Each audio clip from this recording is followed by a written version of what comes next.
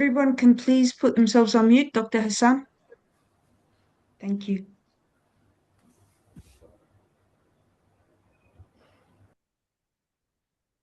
So we're coming up to a starting time. We've already got a pretty good audience in here, so I think we can start at least by getting some of the administration underway, because we have a very special guest speaker coming in this morning, and we want to be ready for him as soon as he's available. And that's Ambassador Diene, who is the SRSC of the AUSSOM mission in Somalia, who I actually see is online with us already. As soon as you are ready to make your presentation, Ambassador, I would love to give you the floor. I'm not sure if you're hearing us yet or if you're still in the process of setting up, but please give a hand wave if you do hear. Brilliant. You're on mute at the moment. If the team could unmute you, that would be amazing. But yes, just to again make that introduction, that we have the special representative of the chairperson of the African Union Commission for Somalia, and the head of the AUSSOM mission there. So I think most of our group here today will be aware of the African Union involvement in Somalia that has been in place for many years. The work that they're doing is an absolute backbone to the country. It's gone through several phases.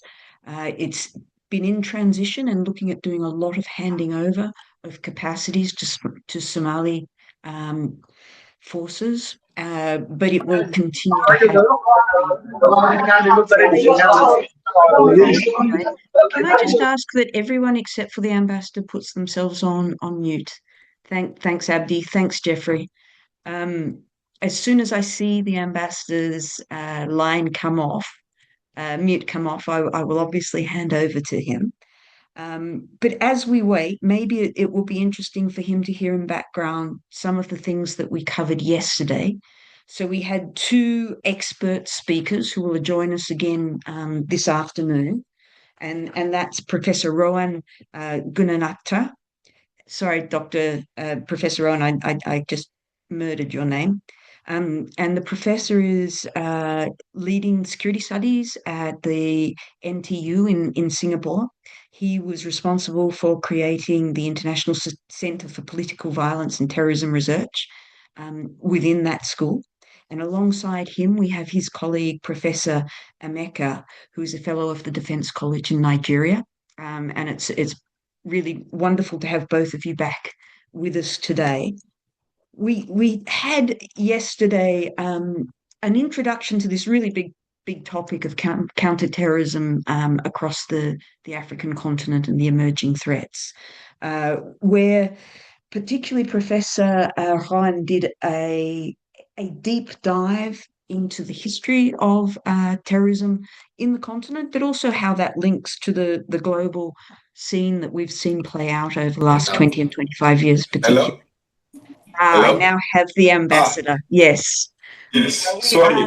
Technical issues. Very honored to have you. And can I please directly pass the floor to you, Ambassador? Thank you. Thank you. Thank you, ma'am. I would like to start by thanking the Horn of Africa Institute for Peace and Security for the invitation to this important high-level workshop, and for its leadership in convening this in a very timely dialogue. And I would like to recognize their vital role in advancing informed and policy-relevant conversations on regional peace and security. I would like to start by reflecting on the nature of the threat. Africa faces a complex and evolving terrorism landscape characterized by porous borders, governance deficits, state fragility, socio-economic grievances, environmental stressors, intercommunal conflicts, regional dynamics such as armed trafficking and cross-border networks, religious interpretation, ideology, disinformation, and highly adaptive extremist groups exploiting the above weaknesses and vulnerabilities. About the geographic location of the threat, Africa has become the region most affected by terrorism globally, with the terrorist threat concentrated mainly in the Sahel, Lake Chad Basin, Horn of Africa, and lately in part of Mozambique. In the Horn of Africa, as in other parts of Africa, terrorism is more than a security threat. It undermines governance, disrupts livelihood, deepens humanitarian crisis, and erodes public trust. Any response to terrorism must be comprehensive, holistic, multidimensional, coordinated, and rooted in regional solidarity. This brings the imperative of regional cooperation. Terrorist networks do not respect borders, and consequently, response to counter-terrorism should be regional. Highlight the importance of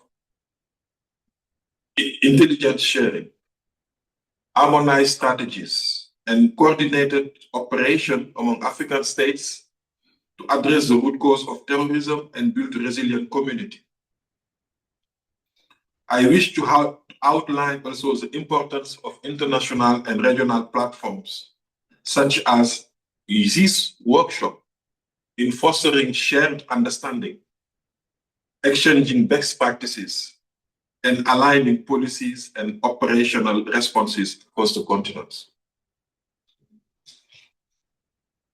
The African Union has responded to terrorism in various ways, including through the formulation of the African Peace and Security Architecture, APSA, establishment of the African Center for the Situation Study and Research on Counter-Terrorism, ACSRT, later upgraded to AU Counter-Terrorism Center, AUCTC, and deployment of continental and regional initiatives.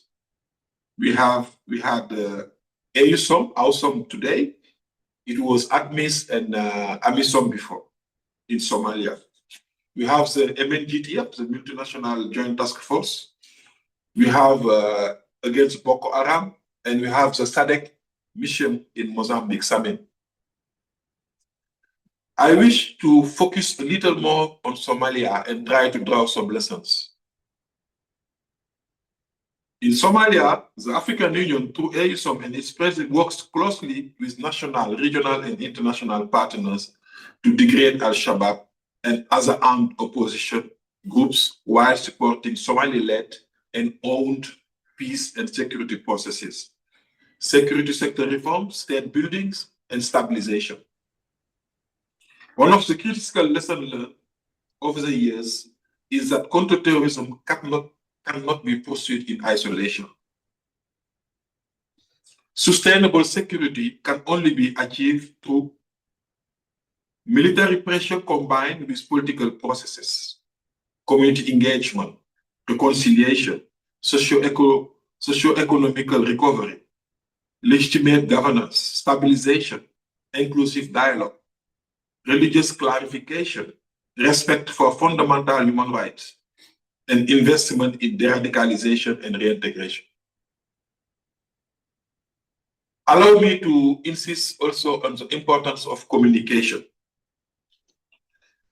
I wish to underscore the need to win the battle of ideas, and not that extremist groups invest heavily in propaganda, in misinformation to recruit, intimidate, and distort the reality. To effectively counter this, there must be concerted effort and investment to promote credible voice, unified messaging, sustainable engagement with communities, especially youth, women, who are the most vulnerable to radicalization. Strategic communication grounded in truth in local context must be an integrated pillar of any counter-terrorism strategy. To conclude, I would like to recall that Africa possesses the knowledge, institution, mechanism, and partnership to succeed.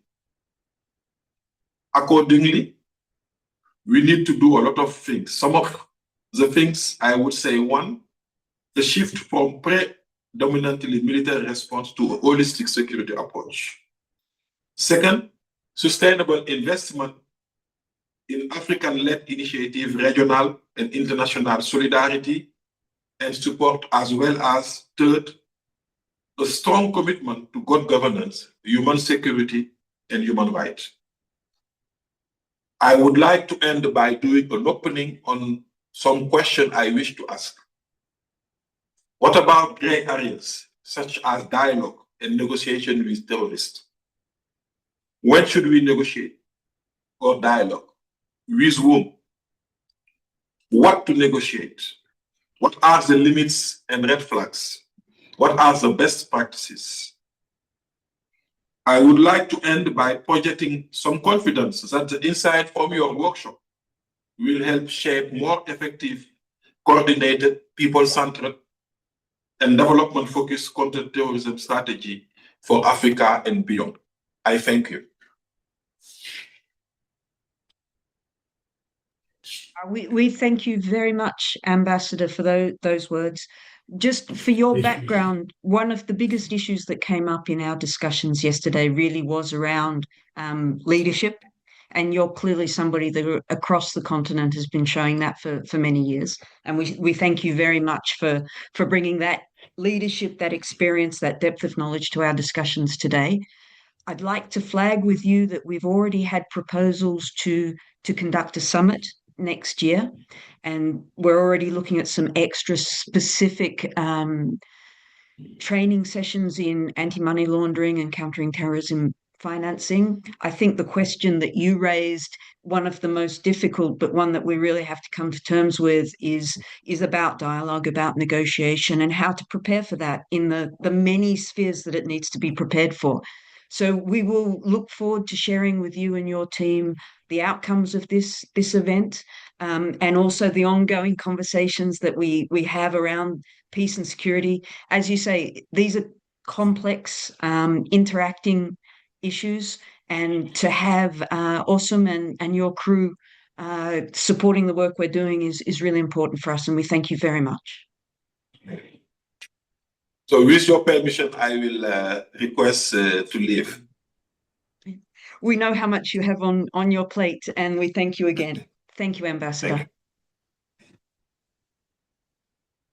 So that was really lucky, I think, to get the perspective of somebody who is managing what is really one of the most complex multinational UN-mandated missions in the world at the moment, and somebody who has a really strong experience across this continent. He spent a lot of time working in his more home region in West Africa, where Dr. Emeka is providing our expertise through this process. So again, if his team is still on board, and we hope they can stay for the conversation, very many thanks.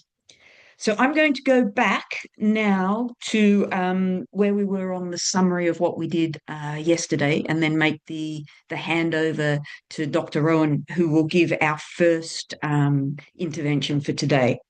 So again, just as a really quick summary, and I won't go through it, the questions have already been asked. Will we be sharing the presentations? And yes, absolutely.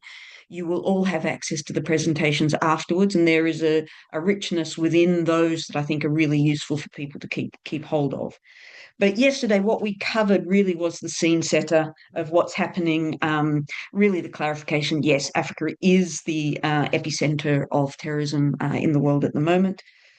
We got a really good deep dive and a nice breakdown of how to think about the continent, with 5 main theatres broken into East Africa, Sahel, Lake Chad Basin, Mozambique, and North Africa, or the Maghreb. And really a great history of how terrorism has evolved in those regions, how that's been interconnected, and how that's driven terrorism across the continent, but of course also globally. And just highlighting that the Sahel in East Africa is probably 80% of the attacks and other issues that are going on. So there's a real concentration in that greater Sahelian band, if you like. Touched on spoke really at quite in depth on the drivers of terrorism, and really broke that into four main areas. So poverty, unemployment, and the vulnerability of our young people in particular, governance gaps and young undeveloped institutions, and how that can be open to corruption and manipulation of long-standing conflicts and grievances across the continent by radical groups, and exploitation of financial systems and those links with organized crimes and other criminal activity. So that really a rich history and understanding of the current actions was then brought in by Dr. Owen. Professor Emeka really did a deep dive on the Sahel. So yesterday we had a really good overview of that. And I think one of the most interesting things he brought up was the challenge in successfully bringing together regional, continental, and international forces in a coordinated way, where we're not diffuse in our focus and diffuse in what our political ambitions for the area are, but rather that the local community needs to be obviously the lead in that, which is something that the ambassador's just reiterated for us in his opening remarks. Also really underlined the need for trust, and how when we get these things wrong, trust is degraded, and that causes us some really significant issues. And again, a lot of conversation on the maritime and the threat to littoral countries like Ghana, Togo, Benin, which is, I think, coming more and more into people's consciousness. Both of our speakers really concentrated on the need for leadership and responses that are targeted to the challenges, and they're not all on the same scale. They're not all on the same ideological belief. So they will not all have the same, even very specific CT responses without all of the things around them. So again, welcome. As I say, Dr. Owen is going to start us off today, and he's really looking at threats and responses. So I'm just going to bring up his sharing is not turned on. If you hear me, Abdi, you have to let me share, or you have to share for me. No, it's turned on now. That's brilliant. Share. This is coming. Yes. Let me put it on a large screen for you all.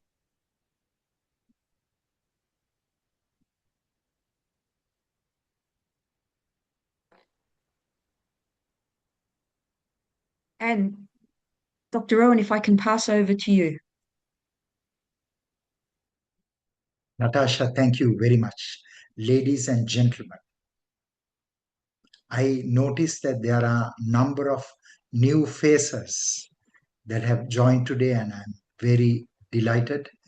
As Natasha mentioned, next year, that is in 2026, the Horn of Africa Institute will host Africa Summit on Counterterrorism, dedicated to leaders, because if we have leaders and if we train leaders, then we can rescue Africa. But if the leaders are not committed and if the leaders are not dedicated, then Africa will descend to chaos. This was the central theme of my presentation, the lack of leadership in Africa. And I want to reiterate that your best leaders are not in the discipline of fighting the threat. So we have to plan and prepare if we are facing a big threat. How do we fight the threat in the immediate term? Immediate term is 1 to 2 years. How do we fight the threat in the short term? That is 2 to 4 years. Then the threat in the midterm, that is 5 years. And threat in the long term, that is 10 years. So this is the horizon that I have to Africa. So in the next 10 years, Africa will descend to chaos, like what happened in the Middle East, like what happened in the Levant. like what happened in Iraq and Syria. Already there are two countries that are very much under full control of the terrorists. One is Somalia, which is controlled by Al-Shabaab, which is Al-Qaeda led, and the other is Mali. So there will be more countries that will fall to the hands of the extremists in the coming months, in the coming years, and in the coming decade, unless the African leaders rise to the threat. So I ask the officials here to be very frank with your leaders and tell them what is going to happen so that they will do their best to save Africa. There is a lot of discussion about promise and the future of Africa. But for there to be economic prosperity, there must be political stability. And for there to be political stability, there must be social harmony. And for us to restore social harmony, we need those pillars of national security. And that means we have to build the capabilities, we have to build the policy frameworks, and we have to build the legislation to fight the threat. Many of the laws in Africa are so outdated. We need to embrace and put into practice those very capabilities that have been developed in the Western nations, because the Western nations have they are 20 years ahead of other countries in fighting the threat. The Americans and the Europeans are so much ahead of the Chinese and the Russians. And of course, Asia, Africa, and the Middle East has to catch up. And I want to speak very frankly and very openly that Africa is already the global epicenter of terrorism. And in that, the nucleus is Mali. The nucleus is Sahel.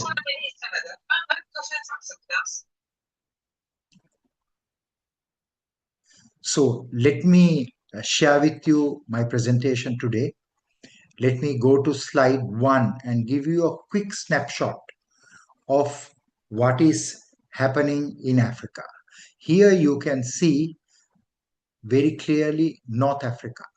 We have a few dots in Tunisia and in Algeria, in Libya, right? That is North Africa, what you call Maghreb.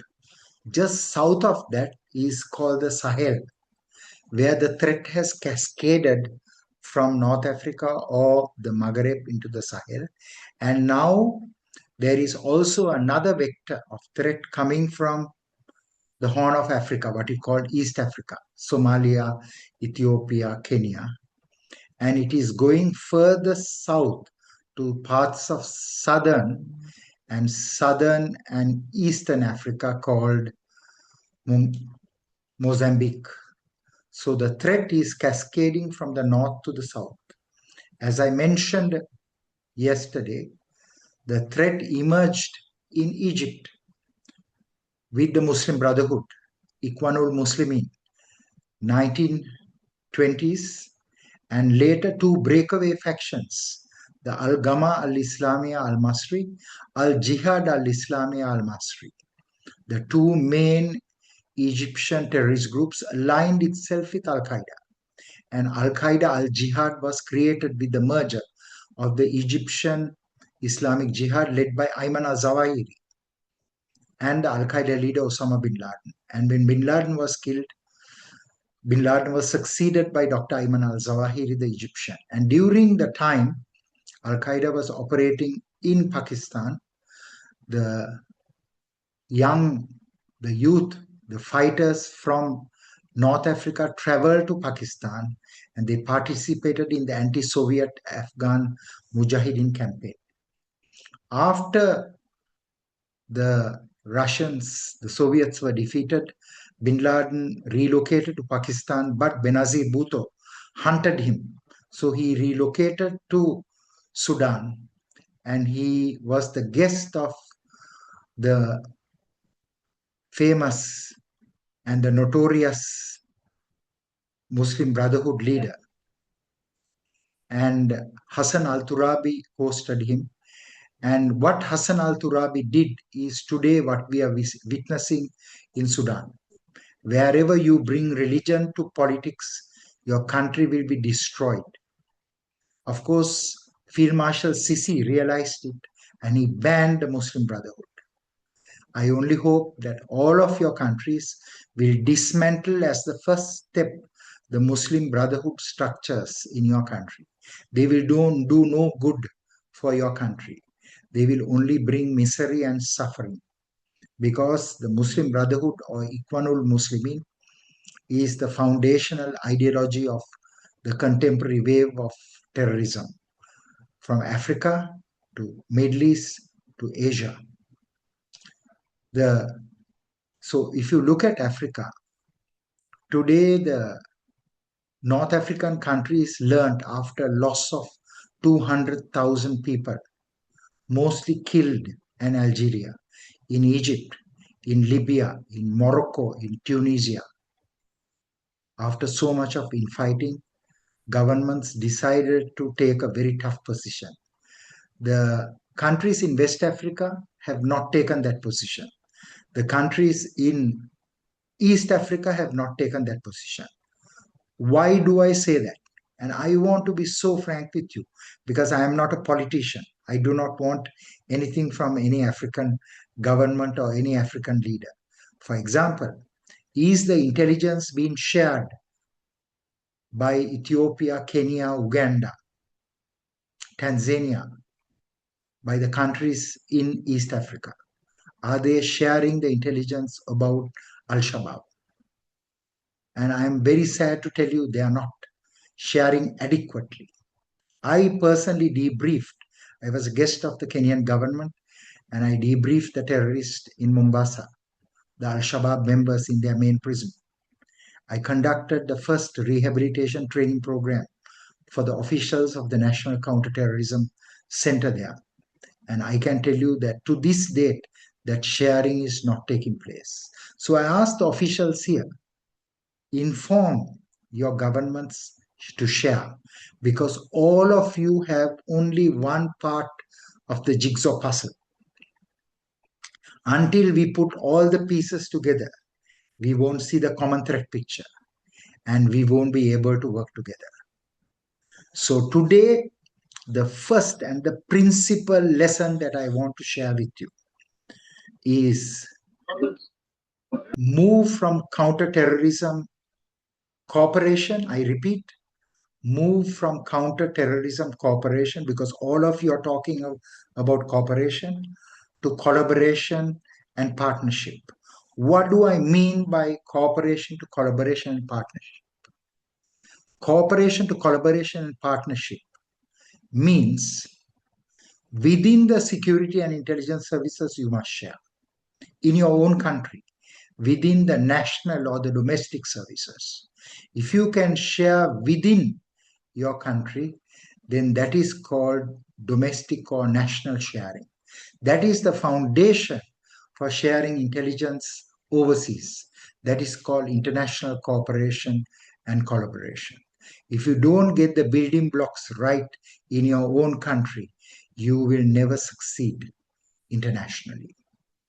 So I ask you, within the police, share with the immigration, share with the prison service, share with the narcotics people, share with the relevant law enforcement agencies, then share with the national security agencies, your internal service, your external service, your communications intelligence or the tech intelligence service. Then you share with your military services, Army, Navy, Air Force. If you have a Marines, share with them also. If you have a Coast Guard, share with them, because intelligence is very expensive to generate. So what are the disciplines of intelligence? The disciplines of intelligence, principally 5. HUMINT, human intelligence. Second is SIGINT, signals intelligence. Third is cyber intelligence. Cyber intelligence is different from SIGINT. Both cyber and SIGINT is called technical intelligence. Then you have imagery intelligence, mostly from the satellites. If you don't have your own satellites, don't worry. There are very good commercial satellite providers. Resolution is very good. I work with some of them and they provide me whatever intelligence I need to look at ships, look at terrorist training camps, look at ports, look at other vulnerable locations. You can do the same. They will give you access. Next is the financial intelligence. Financial intelligence is a very powerful instrument in the fight against terrorism. And next is MESINT. MESINT is materials intelligence, measurement and materials intelligence. So I want to tell you that there are so many different disciplines of intelligence. So the first effort you must make is intelligence sharing. Unfortunately, there isn't proper sharing. Even within Africa, African security and intelligence services are not working together. So I ask you, I give you a baby step. That is, you share within your region. Don't try to share in the whole of Africa because it requires a lot of maturity for you to share intelligence across Africa. Look at Europe. Europeans are very advanced. Europol. I visited Europol at the invitation of the director of Europol. And I was so amazed to see in one single office, people from the European services, they're all seated together. They are sharing intelligence. You may have such an office, but there is no real exchange of intelligence. And I will tell you why. I'll just give you one example. There was a huge prison break in the Sahel. I spoke to all the countries in the Sahel after that.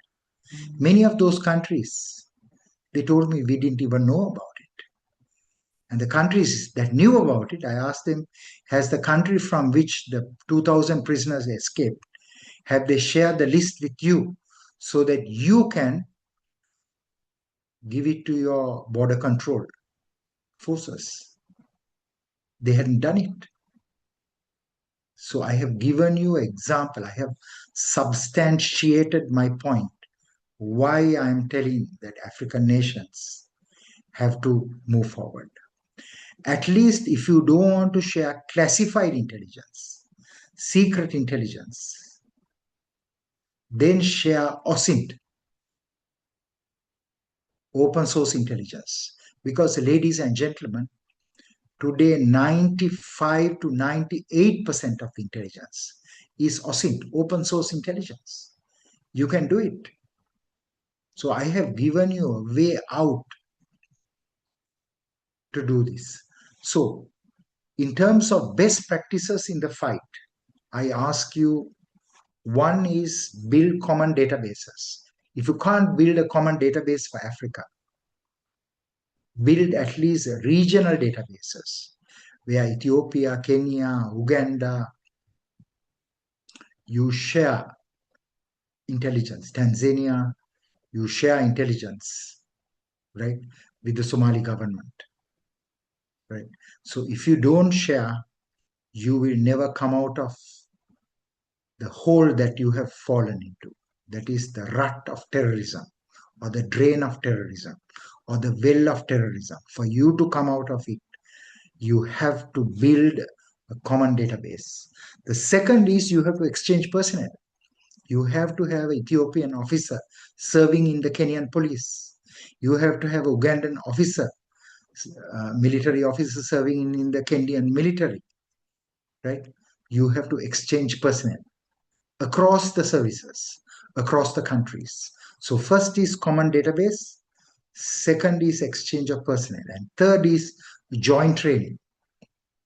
Whenever we have done training, I have always said to the services that we have provided training, if it is the police, I said, I want to see military people.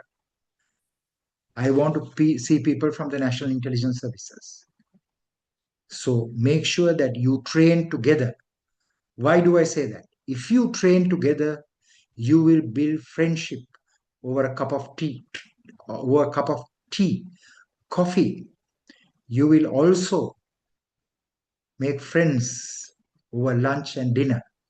You will go for long walks, right? You will share each other's stories. You will get to know each other's families. So when there's a crisis, you will pick up the phone and speak.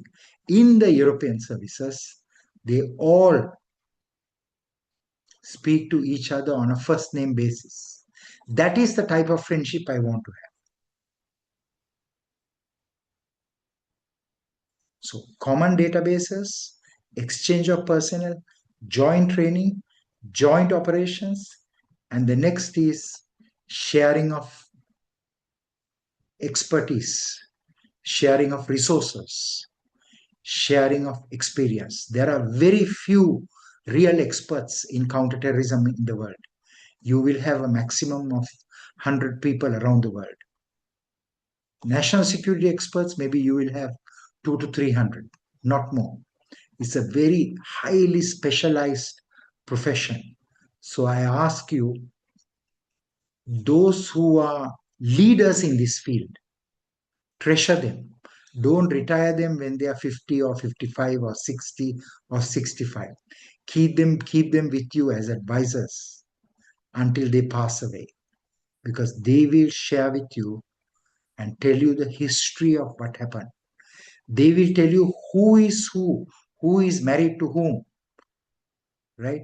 Who is from this tribe, and how is this tribe connected to this tribe? How is this mountain? What is the topography? What is the demography? They will know the human terrain very well. Keep them close to you.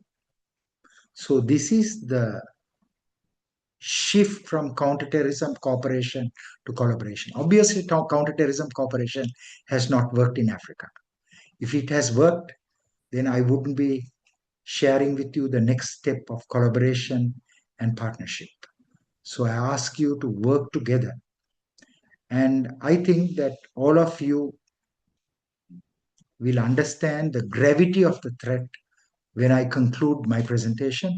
So let me now quickly share with you a few aspects that is important. Let's go to the introductory slide, the second introductory slide.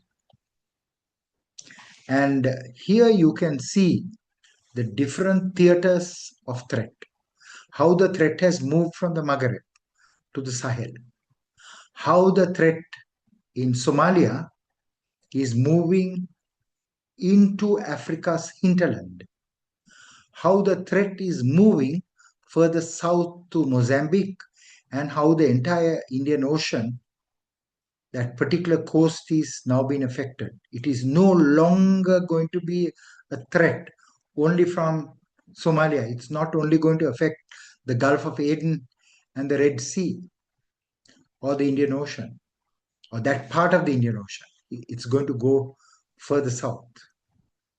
Let me also share with you that unless the leaders of Africa today have an Africa strategy, Sahel will fall.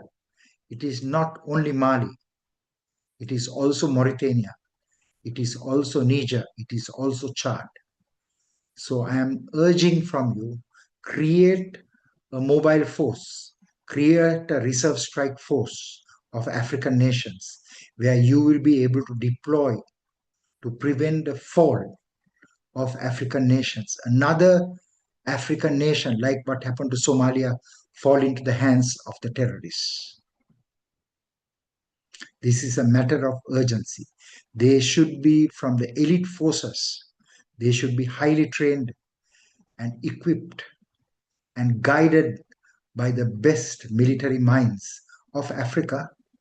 And also, if you are able to attract the best talent, get some of the generals from overseas who have fought battles and battles you have won. Recently, I was very sad. In fact, one of the senior most brigadier generals, He was killed in Puntland by ISIS. My heart broke. They targeted the most experienced general we had in Africa just a month ago. Why would you risk a man of that knowledge and expose him in battle? Why? So that means the lack of understanding, the lack of knowledge. That means you have to build capacity among the leaders. If you don't train your leaders, they will do foolish things. And that is what is happening right now in Africa. So in Africa, you have to build the capacity by training at all levels, the operational leadership, the tactical leadership. But most of the training should be for the strategic leaders, because if the leaders who develop strategy and grand strategy, they don't understand the threat, then you will never win the fight. Let's go to the next slide. So what we have seen is, this is a map of violence against civilians, then remote violence, and of course battles. Where battle is involved is where you have to deploy the military forces. That is where I said that usually the counterterrorism formula is 10% kinetic, 90% community engagement. But where there are terrorist groups controlling territory, it should be the other way. You have to have more military capabilities, and you have to also invest in development assistance, because the areas you have secured, you have to clear, hold, and build. So you have to have what you call developmental assistance. So you need to get the developmental agencies working very closely with the military agencies. North Africa, they have learned their lesson 30 years ago. That is when I traveled to Libya, when I traveled to Algeria, when I traveled to Morocco. They know how to fight the threat. So the threat is very minimal. But unfortunately, the ideology Africa is today witnessing came from those North African countries where these extremist groups formed. Let me very quickly look at how the threat is now maturing. That is, how do these threats survive?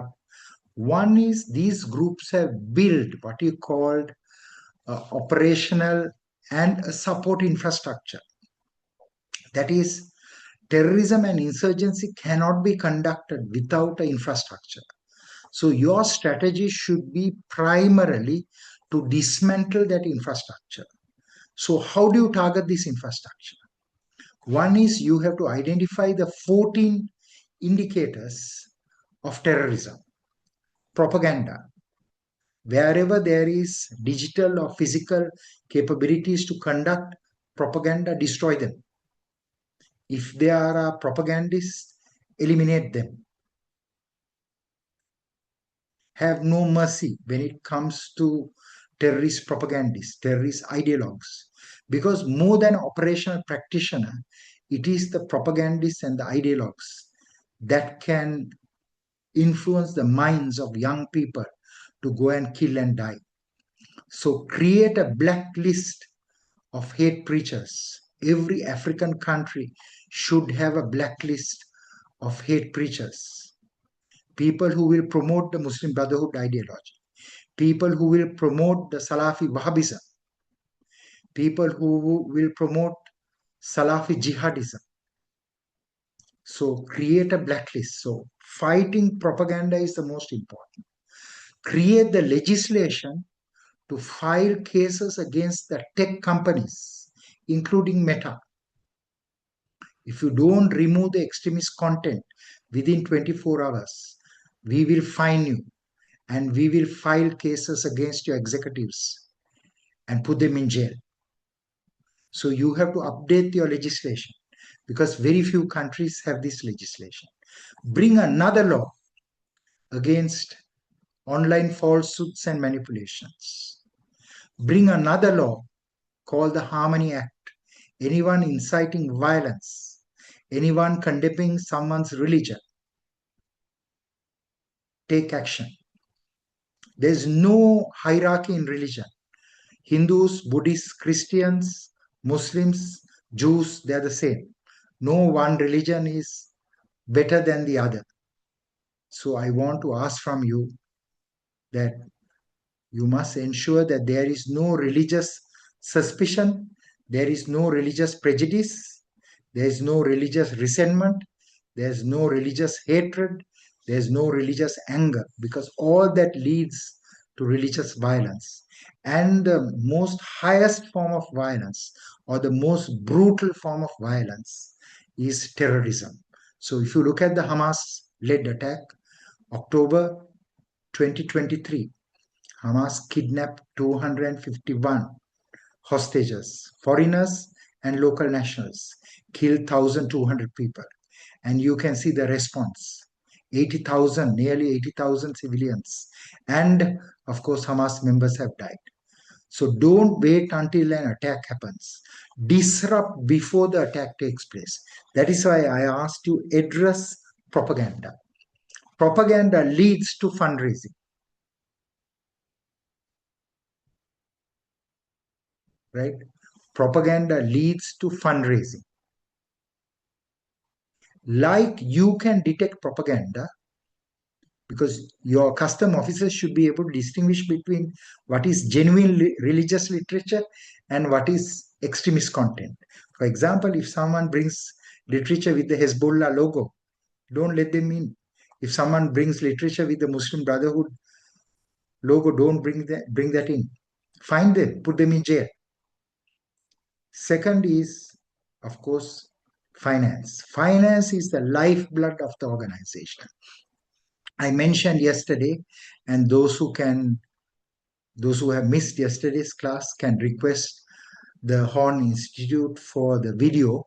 That is, I explained how a separate office has been created in East Africa to manage the terrorist finance. I also explained how the Islamic State Khorasan province, the worst terrorist attack they conducted was in 2021, Abigate bombing, where Americans, British, and of course more than 100 Afghan civilians were killed in the airport. That attack was funded by money that was wired through Africa by the Islamic State East Africa province leader, who is of Somali origin, who lived in the UK, who is still holding a very important position in ISIS. And of course, his office is dealing not only in fiat currency, but cryptocurrency. Fiat is the traditional currency.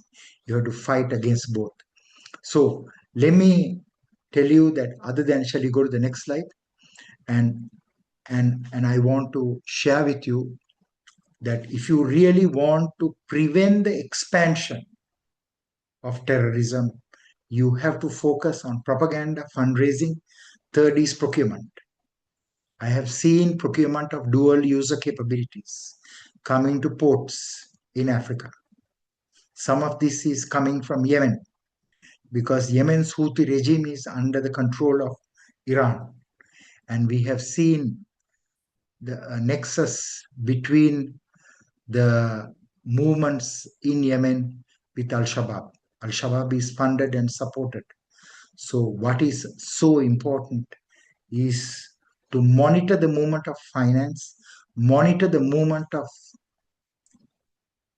not only money, but what is called threat finance, other precious items that capacitate terrorist groups. So I'll give you just one example. The first Al-Qaeda military leader was a man called Abu Ubaidah. He's from Egypt. And he was traveling in Lake Victoria. The ship was too many passengers. The ship sank. And Bin Laden sent his team to look for his body for days. Why? Because he was smuggling diamonds. This is a matter of the public record. Now in the US courts, someone arrested in Africa who is now under US control explained how the precious stones were used by Al-Qaeda even in the 1990s. So the key term I want you to use is not terrorist finance, but threat finance, that it encompass all these other aspects. Let's go to the next slide, please. And let me share with you. So first is propaganda, second is finance or threat finance, and third is procurement. So in terms of procurement, I want you to know that you have to disrupt the procurement of weapons. So if you look at some of the major terrorist attacks conducted in Africa, we have seen that they have purchased dual user technologies, mostly fertilizer. They have also built homemade bombs using TATP and HMDT, hydrogen peroxide, and acetone. So when it comes to fighting terrorism, you must inform the credit card companies. If one credit card purchase TATP and HMDT, definitely it's to make a bomb. So you have to work very closely with the private sector to fight terrorism, with the community organizations. Don't think that because you are government, you know everything. In fact, you can never detect terrorist money unless and until you build that partnership with the banking and the financial institution in 4 stages: collection stage, storage stage, movement stage, dispersal stages. It is during these 4 stages you can detect terrorist money by using indicators, signs and clues, or what is called the suspicious indicators, what is called the predictive indicators. So Islamic State has developed the capabilities now to use cryptocurrency. So you have to build another capability in this area. Let's go to the next slide, where I can share with you how Al-Shabaab threat has increased, how the threat has moved also beyond those 2 regions. So there are 2 important groups, Al-Qaeda groups operating. One is the Al-Qaeda in the Islamic Maghreb, which has moved from North Africa now to the Sahel region, which is operating, providing training. And the other is, of course, Al-Qaeda in the Arabian Peninsula, which is Yemen-based, which is also now operating and providing training and technology and cooperation to the groups. So you can see that the 2 principal groups that are operating is both Al-Qaeda and the other is ISIS, or the Islamic State. Next slide, please. Let me very quickly look at the main groups that are operating. These are the groups that needs to be dismantled, and these are the groups that you have to build the intelligence and dismantle them. You have to use force in many of these groups because they operate in strength, and unless you are able to decimate their rank and file and decapitate their leadership, they will pose a threat to Africa in the long term. I'll just take one of the groups. You can see a group called the Islamic State in the Greater Sahara, ISGA. And this group, one of the components that formed Islamic State Greater Sahara is Al-Murabitun. This group was engaged in cigarette smuggling, drug smuggling, right? So you have to investigate the crime-terror nexus, because if you can investigate the crime-terror nexus, you can throttle them, you can squeeze their flow of funds. So propaganda, finance, procurement. The next is shipping, the movement of weapons, the movement of dual user technologies, both by land, by sea, and by aviation. So we have to build very good, what is called intelligence, travel intelligence. We have to monitor their ships, we have to monitor their movement by land and their movement in aviation. If we do not do that, we will lose the fight. Next slide, please. Let's look at the context a little bit. One is porous borders. We have to build capabilities, not just raise numbers, but use technology to police the borders. Our ungoverned spaces, that is where the extremists and the terrorists take root. Corruption. Bring death penalty for corruption. If you can do that, you can reduce the threat. Severe punishment for corruption. And next is, I know that there are a number of military governments now in Africa. This is not the best for Africa. It's not going to help you. You cannot fight terrorism because you won't have enough support to fight terrorism. So restore civilian government as soon as possible. If you continue with that military mindset, you will never succeed. Next slide, please. So in terms of response, there are a number of structures, but most of them have no strength. Most of them are very diplomatic. They have discussions, dialogues, meetings, very little action. That is why Africa is in this state. So I ask all of you, give them some new blood, give them some new energy. Right? For example, the African Union adopted a plan of action on the prevention and combating terrorism in 2002. What has happened? Very little. Let's go to the next slide. And let me share with you a methodology for all of you to embrace. You can assess the threat yourself. Look at the intent of various groups. What does this terrorist group want to do? They want to create a separate state. They want to have Sharia law. They want to expel people of other religions. Look at the intent. Intent means motive. Then look at the operational capability. If a group doesn't have operational capability, if they have the intent, sooner or later they will develop it, if they have good leaders. Next is look at the opportunity for attack. What is the target? What is the target vulnerability? So this is called the threat matrix.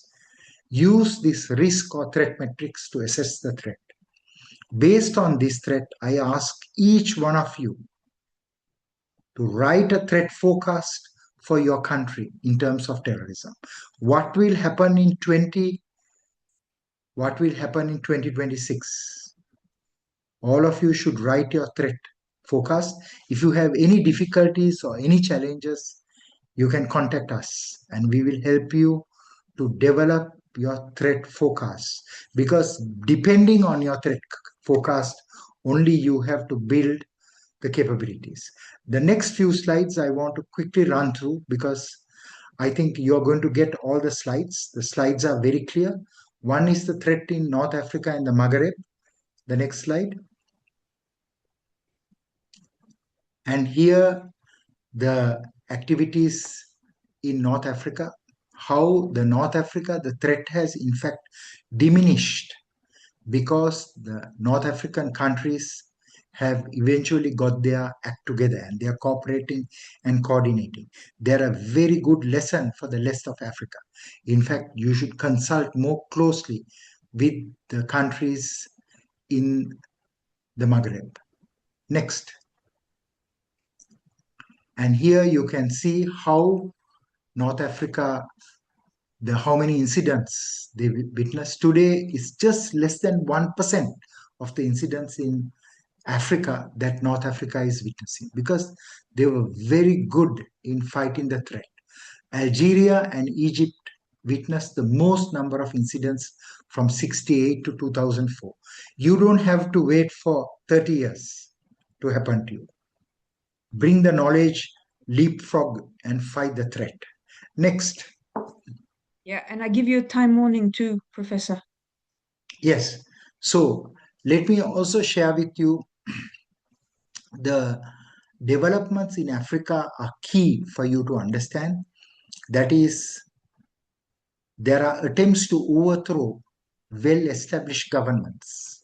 And I think it is so important to ensure that there is political stability, because only if you have political stability, you will be able to maintain national security. So I believe that I will close now, and if Natasha permits, we will go in for a Q&A session. Thank you. I'm sorry, I don't permit, because we have a second high-level guest who's just going to make an intervention for us, but there will be time for questions, Professor. So I think people will be aware that the Tubsan National Center for Preventing and Countering Violent Extremism is one of the core Somali institutions, and it's an institution that we've been really privileged to have a relationship with. I'm pretty sure, although I don't see his name immediately, that we have the deputy director with us, Abdallah Hassan Ali. Deputy Director, if you are with us, I'd just like you to invite you to make some brief remarks. I know you've already coordinated with our director to do that. Apologies, I can't see where you are exactly, but if you can unmute and make the remarks, I would be very grateful. Thank you very much. We have you. Thank you. Thank you very much for giving me the floor. I would like to thank Professor Rohan for his insightful and timely presentation. I also commend Natasha for the excellent moderation and extend appreciation to the Horn of Africa Institute for Peace and Security for organizing this important and relevant regional workshop. The discussion today clearly shows that regional cooperation is vital in addressing terrorism and violent extremism. These treaties do not respect borders and therefore require strong collaboration among neighboring states, regional institutions, and international partners. As TUPSAN, we remain fully committed to working with all relevant stakeholders. Our mandate is to support counter-terrorism efforts through research, policy advice, capacity building, and coordination with national and regional partners to enhance security and stability. We strongly believe that information sharing, joint initiatives, and coordinated strategies are key to defeating terrorism in our region. TUPSAN looks forward to deepening collaboration with Horn of Africa institutions and AUSSOM government and other partners. Thank you once again, and I look forward to continue cooperation. Thank you so much, Director. We really appreciate having you with us, and hope that we can find really useful ways to collaborate and bring our communities together, because you are absolutely at the coalface of the work, and we clearly have a community with all sorts of experience from Somalia, from the region, from the continent, and globally. I'm going to ask, as per the agenda I've been given, to move to the next presentation. Dr. Emeka will join us for that. I ask him just to be really conscious of time, because we want to give everybody a good chance to pose questions. And I've already got some of the questions from the chat, and we're going to keep collating those questions. So please do keep putting them into the chat. As much as possible, we're trying to keep people to keep their mics muted, give everyone the best chance possible of hearing our presenters, and then we're going to bring as many of the questions together as we can. Dr. Rohan, thank you so much for that really interesting call to action that you've given us. as well as obviously the substance and breaking down. I think that enormous area of intelligence, which is such a driver of any response any successful response that we're going to have. But if you can stay with us through Professor Emeka's talk, which is really going to focus on the resurgence of terrorism in the Lake Chad Basin. So talking about something quite practical. But then we were going to try and keep that as tight as possible so that we really can get into a conversation afterwards. Professor Emeka, if you're ready to unmute and join us, that would be fantastic.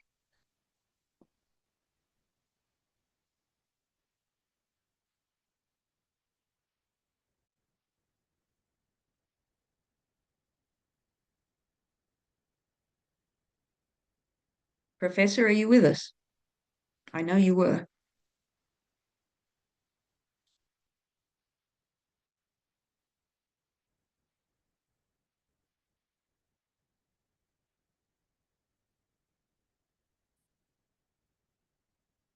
Just checking with the rest of the team because I can't see the full screen if Professor Emeka has dropped out or if he's still with us. I think he has taken a very short break. Why don't we do the Q&A session until he reappears? Yeah, let's go back and do that. If anyone can contact him outside of this, that would be great. Oh, Emeka is here. Emeka? He's here? Yes. Can you unmute yourself, Professor Emeka? Unmute yourself. You're muted. We can't hear you. Emeka, you are muted. Emeka, we can't hear you because you are muted.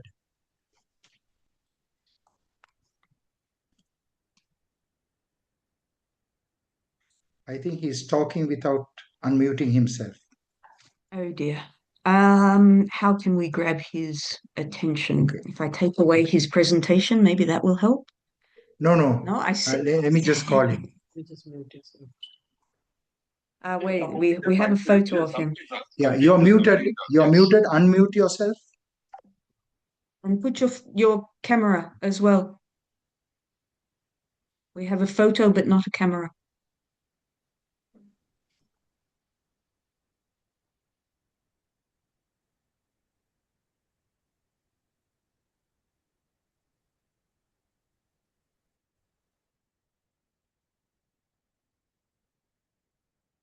There we are. We have the professor unmuted.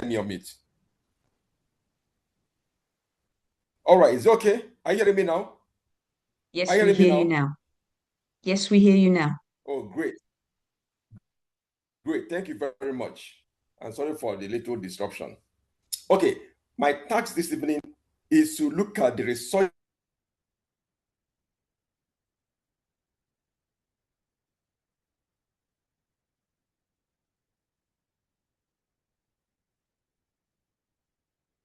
I think we've lost the professor again.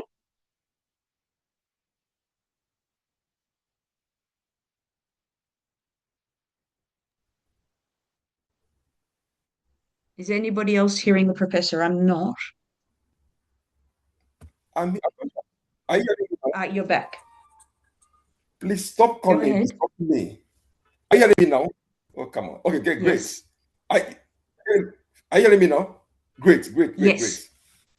Now, as I was saying, some of the comments Rohan made. One is the need to exchange personnel. I also want to add the need to embark on joint training. We've had a situation whereby a student graduated from Defense College. He's from a neighboring country. And the moment he was posted back to he finished and went back to his country, the government posted him to go and fight Boko Haram, to be the commander in, which is Cameroon, northern Cameroon. Interestingly, one of his instructors in Nigeria was meant the commander of Nigerian troops in Division 7. So his instructor in Nigeria was a commander, while he was just a student here. He now the commander on the Cameroon side. The comradeship they shared, the understanding they shared in the classroom was transferred to the theater areas.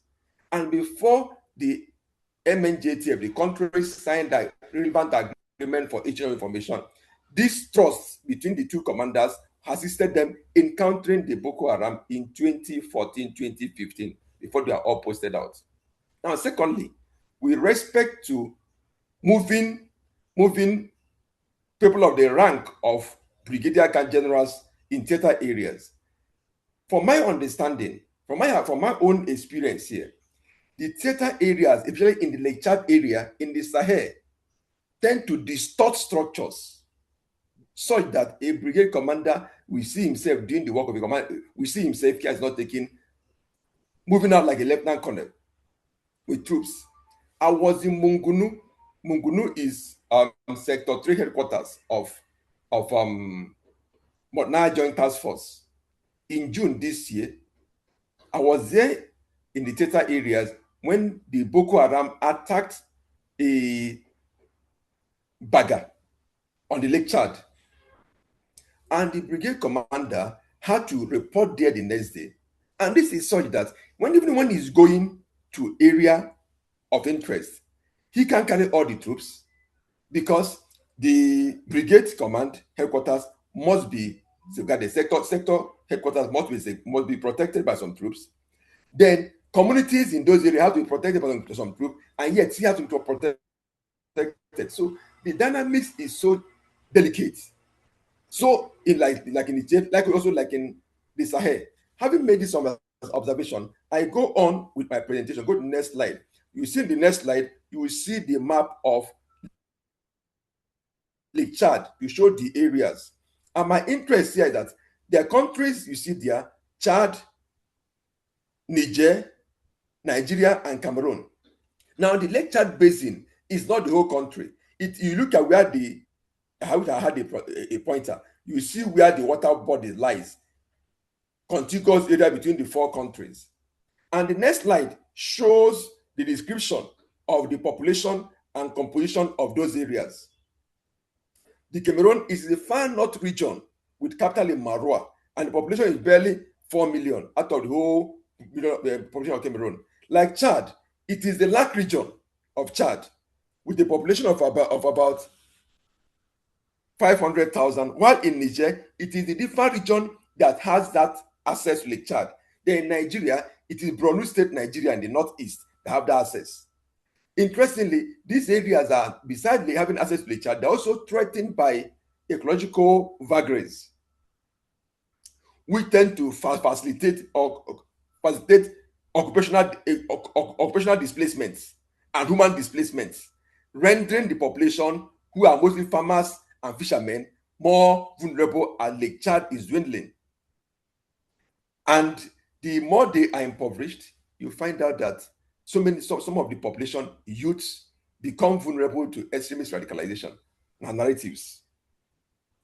Now, if you look at baseline index, you find out that these countries in those areas, the Human Development Index, they score low. Fragile State Index, they score low. Governance index, often they are neglected by governments.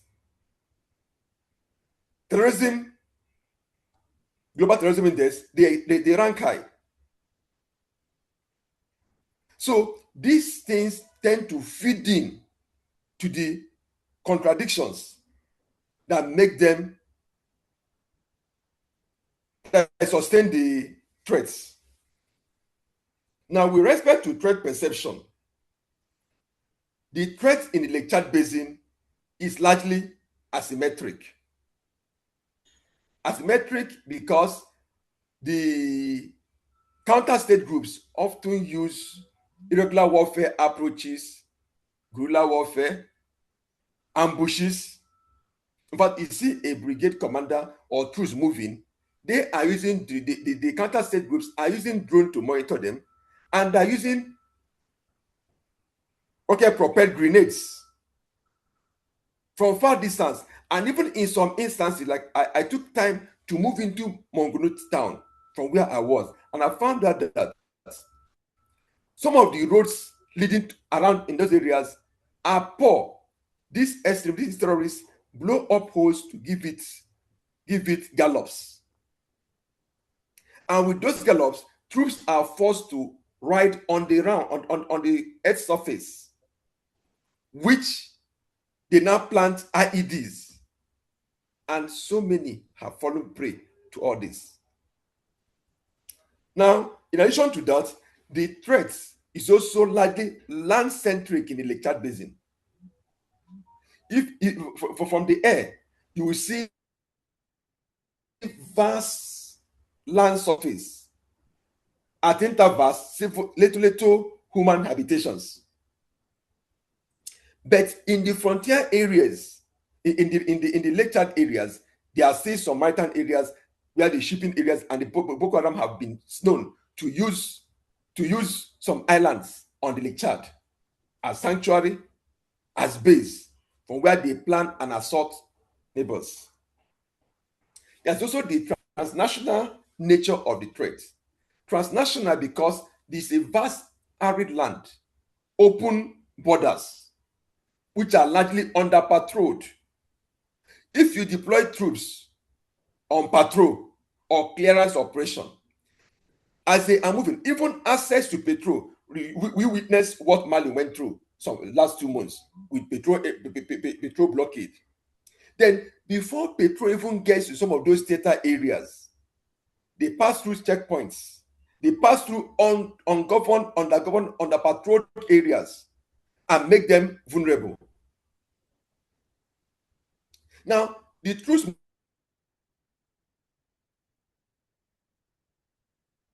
move, you know when to leave and come back. And since the bulk of the roads are damaged, you are moving on the ground. At times, the troops drive into quicksand. And to bring your car out of quicksand, you say, clutch, sometime burn. So these are some of the challenges. Another and the transnational soldiers, when troops are driving, sometimes they drive into neighboring Cameroon without knowing, until maybe see a building with a flag of Cameroon, if you cross the border.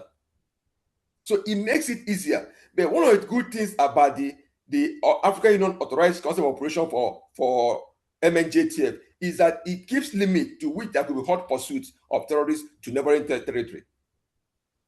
There are working arrangements in that area. Then the insecurity in that area, there is a blend of religion, ideology, and criminality. Criminality is necessary to fund and sustain the operation. Religion blended with ideology is such that, looking at the nature of the population there, mostly Muslims. And these are narratives that project Wahhabism, Salafist doctrines, which blend to the religion and socio-cultural realities of the vulnerable theater areas. Increasingly, civilians, including humanitarian aid workers, have been made to bear the brunt of this crisis. So many civilian communities have been overrun. In fact, the information that are coming out are little compared to the extent of damage being caused by these groups in those areas.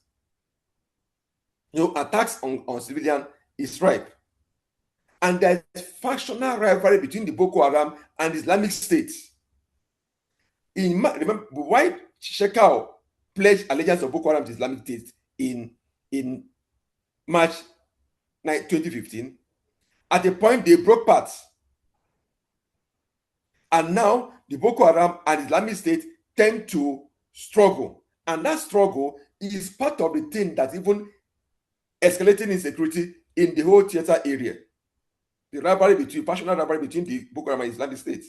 Boko Haram is looking for theater to go and occupy, trying to push the Islamic State out of those Lake Chad areas. So the threat is also adopting a hybrid nature. Hybrid nature in the sense that you could see Rohan talked about use of cryptocurrencies and use of drones. Somewhere along the line, I'm going to show a picture of a military base in Wurbo area of Borno State in Nigeria, where the Boko Haram use their own drone to snap the military base up before they now attack it. So with that, they have a good pictorial area of the nature of perimeter fence, whether there were holes before the perimeter fence, the kind of barbed wire they put, and possibly even assess the men put in the pits to watch. So you can see the two main groups now, active counter-state groups in the Lake Chad Basin, are the Boko Haram now and the ISWAP. And their activities include recruitment and regulation of vulnerable population, of which there are many youths, many impoverished people who are gullible to extremist narrative. Kidnapping for ransom. I said earlier that there is a kind of nexus.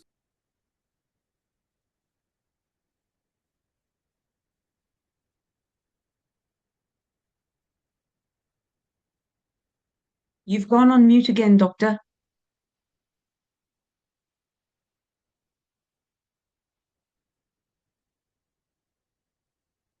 Am I on mute now? Oh, great. Yeah, you're unmuted. We only lost a couple of sentences. So if you go back 2 sentences, you're perfect. Okay, I was trying to say that the Boko Haram, they embark on kidnapping for ransom, which they use to fund their activities.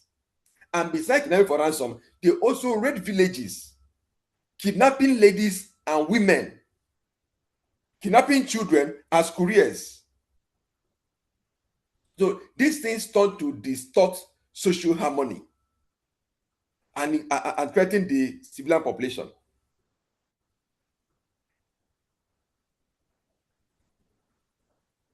Now, with respect to the issue of privilege, of course, they must have access to arms. Unlike the Boko group that from Chad that helped them to move arms from Libya, the collapse of Libya, the implication for Africa remain deep. We can't say all. So this may access, and see that even I mentioned that the resurgence of terrorism in that area is linked to the crisis in Sudan, because this some area has linked to Sudan. In fact, I was in the discussion in Jamena some months back, and part of the speculation was that Sudan is trying to use Boko Haram threat after the attack on Bakaram in Chad last year as a way of retaliating to Chad for support to the rebels in Sudan. I've not been able to verify this, but these are speculation on the streets of Jamena. Now, prison invasion, critical infrastructure, communication gadgets have been attacked because they want to make sure they degrade gadgets used by the military to counter them. The attack on security agencies is routine. Schools, humanitarian aid workers, these are some of the areas. I have some statistics, some data explanation on this subsequent in line. And this threat is evolving such that even the Boko Haram is now trying to link up with Lakrawa in the northwest Nigeria. Besides trying to displace the ISWAP in Lake Chad frontiers, they are now trying to align with bandits in the Shiro part of north central Nigeria and the Lakrawa in northwest Nigeria, which now have created a new try point in West Africa and the Sahel, between linking Nigeria, northern Benin, with Niger, southwest Niger. So the threats keep evolving.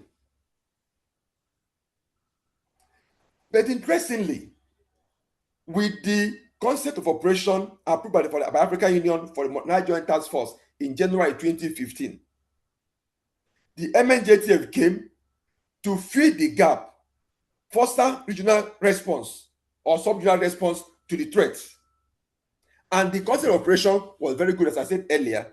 The issue of cross-border hot pursuit was tackled. While there is communication, there are also limits to which you could be in hot pursuit against the terrorists. Now, the headquarters, prior to that concept of operation, the headquarters of MNJTF was in Baga, Nigeria. But that same January 2015, that headquarters was attacked by Boko Haram and looted, where they looted weapons. So the headquarters now moved to Jamina. And the force was divided into 4 different sectors. Sector 1 in Cameroon, with headquarters in Mora, far north Cameroon. Sector 2, Chadian troops, and the headquarters is in Bagasol. Sector 3 is Nigeria. The headquarters is in Mungunu, northeast Nigeria. While Sector 4 is Niger. Ironically, as the problem in Sahel, are you hearing me? As the Yes, problem we're hearing in Sahel you. intensifies, Niger withdrew its troops from Difa region and possibly moved them to engage other security problem towards the Liptako-Groma area, the Liberia region.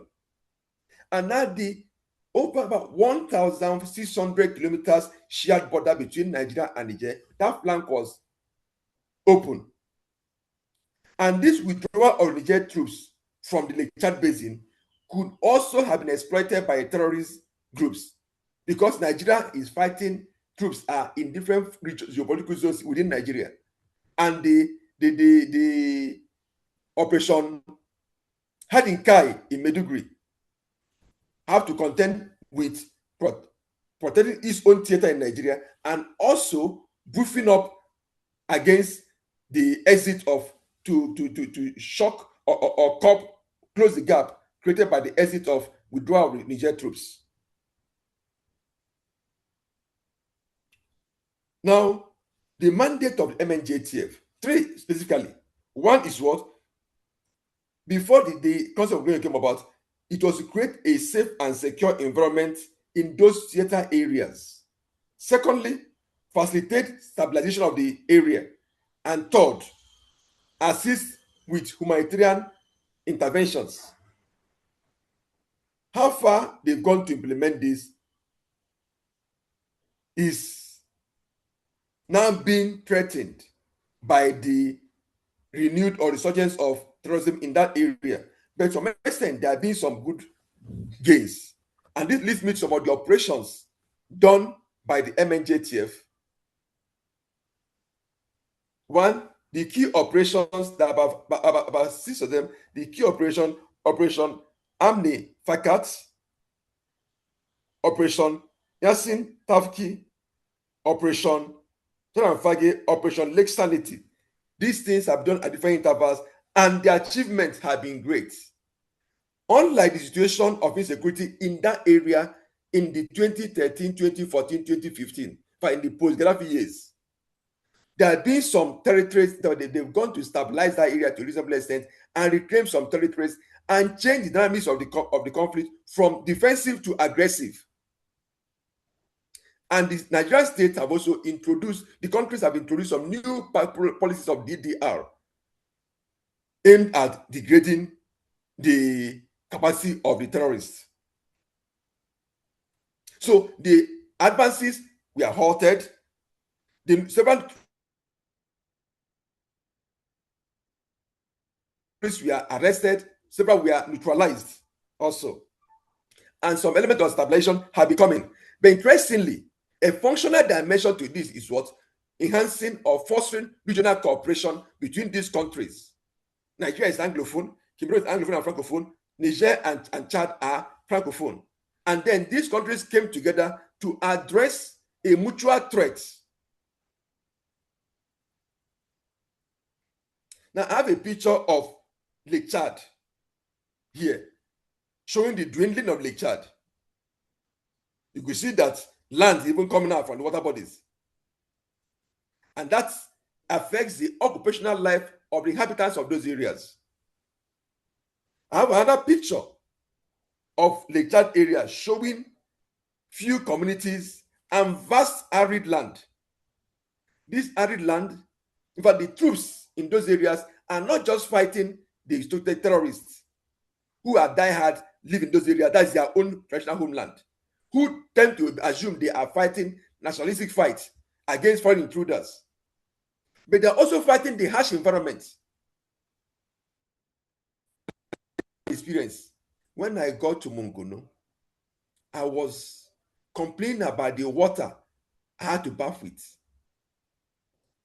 A soldier was laughing. He told me when they came, because the water was made of petrol. Maybe they used the jelly can that they use in fetching petrol to store the water. When they came, they were actually at the point they were looking for water that even smells like that to drink because of the dehydration. There was scarcity of water. So they are fighting harsh environments, and some troops have been known to collapse and even die because of lack of access to water. Now, these terrorists are now using unmanned aerial vehicles. You can see this picture in particular was taken at Wubo by Boko Haram few days before they attacked the military this military unit here. I've talked about harsh geographical terrain. Now, Niger will do it all. I mentioned with Niger withdrawing these troops, and then funding constraint. In fact, funding constraint at a point has made the MNJTF to reduce even the dimension of the operation they conduct. Next slide. Now, I took time to highlight some of the attacks on civilian population. These attacks can we go a little bit quickly through these ones? We're a bit late. You just keep moving a little bit quickly. You can go through later to see them. The attacks on civilians are attacked even on humanitarian aid.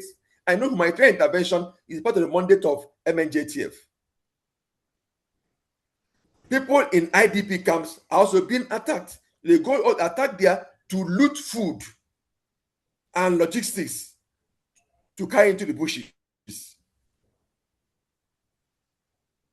There's also been an attack on military formations, and I listed some of them in Nigeria, in Chad, and in Cameroon.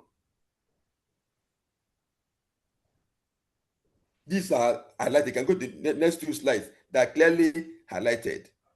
Now, from there, you can now see some areas for intervention. One, the resurgence of terrorism in the Chad Basin calls for renewed thinking by member states on and through the troop contributing countries. The exit of Niger left a hole, a gap, and Chad, which houses the headquarters of MNJTF, have at interval, after the attack on Baghdad last October, even expressed interest to withdraw from the alliance. Now, at a point, there was a time trying to link Boko Haram with ISWAP, but looking at the factional conflict between two of them and the spread of Boko Haram to other parts of Nigeria, northwest, north central, time to actually take them as two separate entities has come.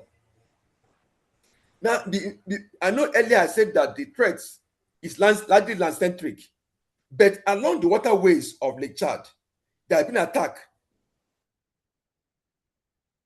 like the Baga, Clean of Fishermen. So the amphibious dimension, countries need to set up naval platforms in those areas to strengthen the cooperation. Now, critical deductions. Next slide, deductions. Now, to combat climate change, I'm glad. Are you hearing me now? Are you still hearing me? Are you hearing me? Fine. Yes. I'm glad that the Lake Chad Basin Commission has 9 pillars. Some of the pillars address environmental dynamics in the Lake Chad. So, considering the environmental dimension of the threat, there is need also to articulate it in response mechanism.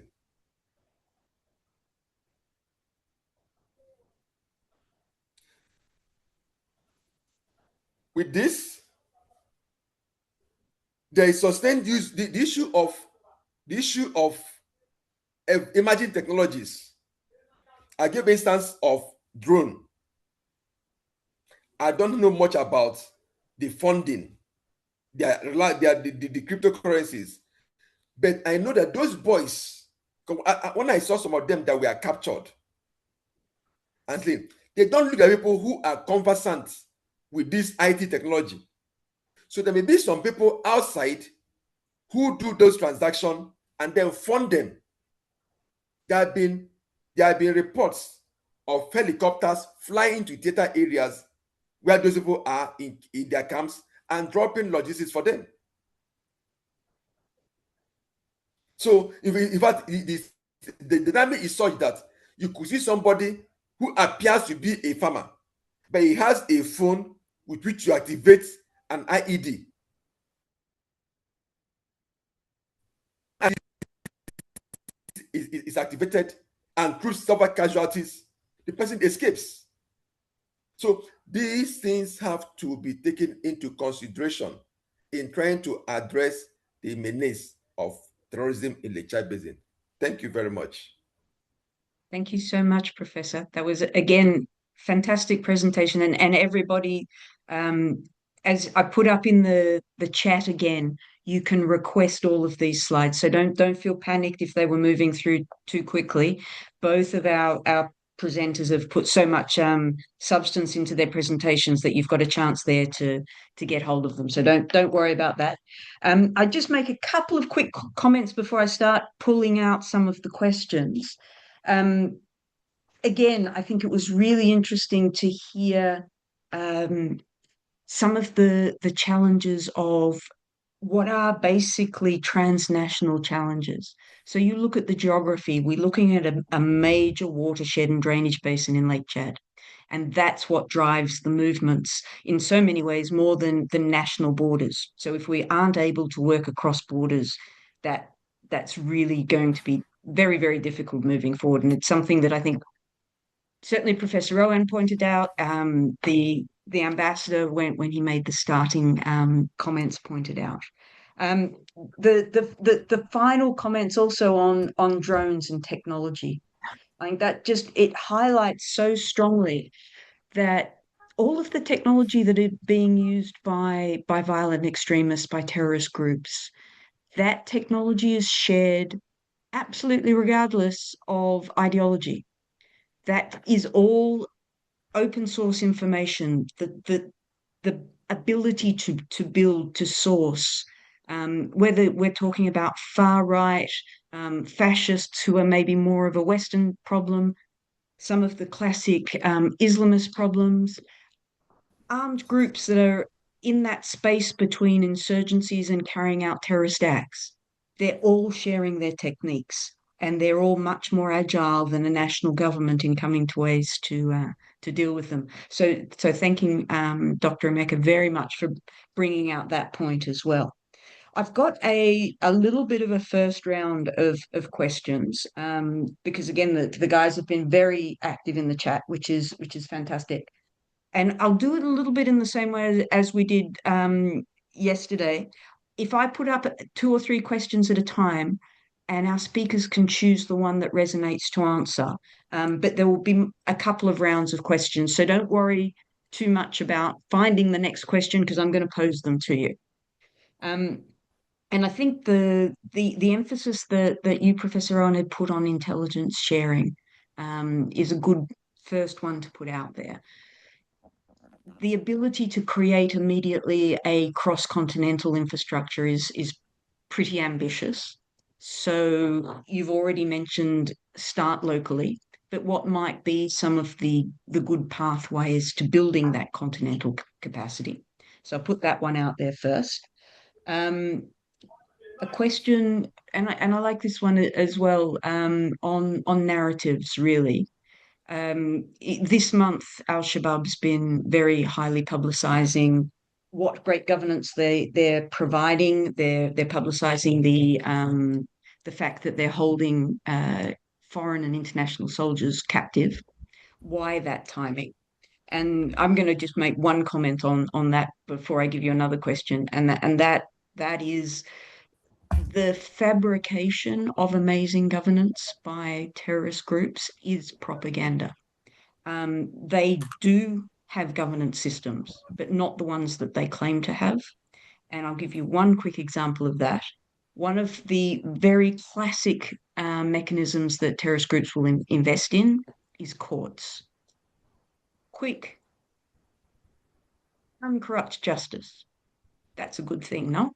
But the thing that they really focus on, is land disputes. So they are now in charge of determining who has land. And if you determine who has land, you determine who has power for the next 3, 4, 5 generations. So some comments around the propaganda. What are the aims? How are they doing that? And then the third question, which I think really again fits for both of you, is the financial piece.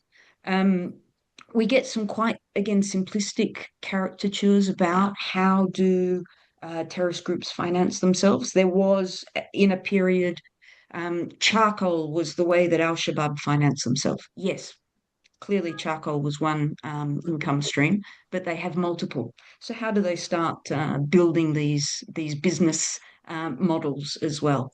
So if I start with you, Professor Rohan, on any or all of those three, that would be amazing. Thank you. With regard to intelligence, I believe that the most essential ingredient to fight terrorism, to prevent terrorism, to preempt terrorist attacks is intelligence. There's nothing more important than developing counterterrorism intelligence. And today, to develop counterterrorism intelligence, you need to funnel all the disciplines of intelligence together. So what we collect from visual intelligence, CCTV, what we collect from imagery intelligence, that is the UAV footage, what we collect from satellite intelligence, what we collect from signals intelligence, what we collect from cyber intelligence, and what we have from open source intelligence, OSINT, which is now 98% of intelligence. We have to integrate it.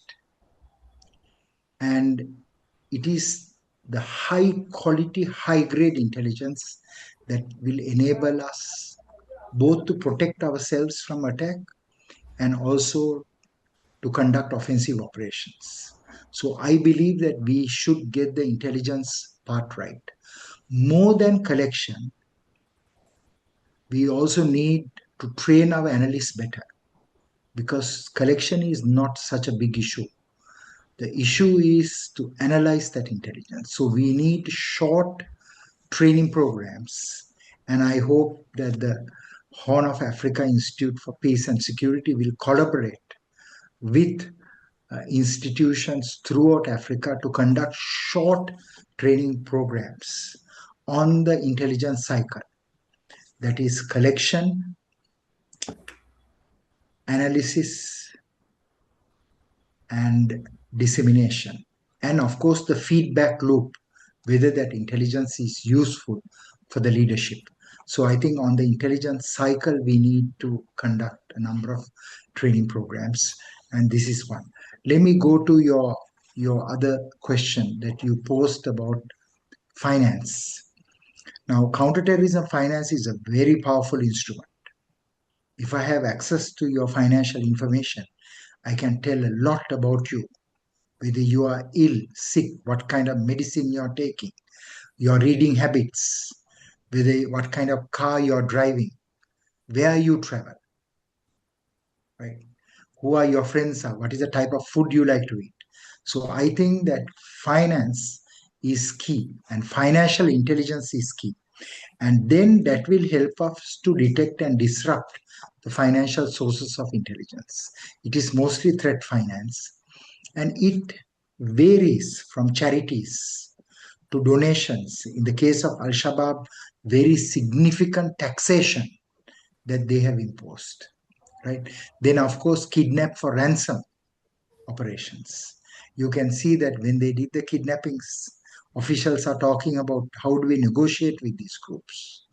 So I want you to know that we have to develop a very good strategy to protect our troops, where they will not be captured, because you need soldiers on the ground. But I believe that in this day and age, we can also use a lot of technology and capabilities. So I think that there should be a special emphasis on preventing people from falling into the hands of Al-Shabaab and Jenim and various other groups. But of course, once these soldiers are taken by a terrorist group, you have no option to get them released. So I think there must be a dedicated team, not only of war fighters, but people who can negotiate, people who can mediate, and people who can discuss with these threat organizations. But the eventual aim should be to dismantle these groups and to restore stability, security, and peace. Thank you, Professor. So Professor Emeka, just to remind you, the three areas were the road to continental information sharing or intelligence sharing, narratives, any aspect really that you're interested, and the financial and business networks. Any comments that you had on those three areas would be fantastic. All right. Let me say something. With respect to financing and focusing on the Lake Chad, one of the reasons why there has been this conflict, this factional crisis between Boko Haram and ISWAP for the control of Lake Chad frontiers is because there are so many fishermen and farmers, because of the water, fishermen and farmers that are there doing their operational activities. So whoever captures the islands or the surrounding environment now taxes the farmers and fishermen, and they get funding. So if I'm in Abuja, I'm in Lagos, part of Nigeria, as I'm eating fish from Lake Chad Basin, I'm indirectly carrying the burden of money paid to Boko Haram or ISWAP for taxation by the fishermen and by the farmers there. If I'm eating onions in other parts, the same thing goes. So this is one way they use in getting their revenue, and they guard it jealously. That's why there's continued factional conflict for territorial spread. Then secondly, traders. There is this what they call right of passage, protection fee. Drivers, traders pay because there are military patrol and checkpoints along the areas, quite all right, but they can't be everywhere. And to be safe, since that is your occupational route you fly, they have a where they pay money to. These are coded, and they get huge to get petrol to parts of northeast, parts of Mora in Cameroon. Petrol is highly inflammable. So if they attack your tanker, you don't only lose the petrol, you also lose your tanker. So drivers have learned why say being loyal to the state in the fight against terrorism, they indirectly fund terrorism. Then there's also cattle rustling. And that area, so much cattle come from Chad into Cameroon, into Nigeria. That's a very lucrative area for dealing. In fact, I was tempted when I was in Jamina, I was tempted to go into cattle trading, because the prices are so cheap. But naturally, if I'm to go into cattle trading there, I have to pay for right of passage. And yet there is what cattle rustling. And Ryan, as I said earlier, the kidnapping going on is another area they make their revenue from. Then with respect to intelligence, now the MNJTF has a fusion liaison unit in Abuja here. They call it RIFU, Regional Intelligence Fusion Unit. So the agencies, but interestingly, the agencies that are there and the location of the headquarters is Abuja, while the theater area is in the border areas. There's some gap which have been raised. Then beyond that, the agency of government, why the defense military are the ones combating Lake Chad, military also have their own military intelligence. in that area. The agencies in this regional intelligence fusion unit are from the national domestic intelligence agencies, not necessarily military. So that gives another form of gap. But yet, it creates a platform for exchange of information on who is wanted and what is the movement of this group. And the other part of it, which I want to also add, the relevance of research, strategic research in counter-terrorism intelligence and operations. Very, very key. I am a professional researcher. I've been to different parts of the continent, Africa, east, west, north, and south. And drawing experiences, dedicated studies, we draw insights, which we put into design training program. So unfortunately, ironically, many of the national governments do not give research the adequate support required. That's a key area to go into. I think I've addressed some of the issues you raised. Thank you. Thanks, Professor. And I think, it's absolutely critical that both of you point to the taxation systems that these groups are enabling. And what they're doing is so fundamentally distorting the economies of the countries that they're operating in. They're taking away the opportunity for governments to collect taxation. And if governments can't collect taxation, they can't provide services. And again, that goes into this false narrative of, don't worry, Al-Shabaab's going to provide everything for you, or Boko Haram's going to provide everything for you, and they don't. And we know that. So incredibly interesting link then also into the intelligence part, because if we look at the intelligence capabilities of many of these groups, they're incredible. So I have absolutely no doubt about the capacity of Africa to have intelligence services, because I've seen what Al-Shabaab has. And Al-Shabaab can find the personal and business income of almost anybody in Mogadishu to a degree of accuracy that is absolutely amazing. And they will call those individuals to a place to collect their taxation on those outcomes. And that for a government that is working so hard to establish the baseline of its institutions and to comply with international standards and human rights standards is very difficult to combat. So I'm going to do another round of questions, which will have a couple for both of you and then a couple of specific ones as well. I can see Hassan have been raising his hand. Hassan, have you raised your hand for long? He needs to write it into the chat. I'm sorry, Hassan, you have to write the question. Mute. Hello? You have to write, no, you have to write Hello, the question. can I ask the question, please? No. No, you cannot. You have to write it in the chat. Sorry, my friend. So I'm going to go back to the questions that we were... Please mute. Please mute if you can't mute yourself. Thank you. I know it's very not kind, but it's for our security. We have really big problems with people unmuting themselves, and that's caused some really big issues. But please write it in the chat.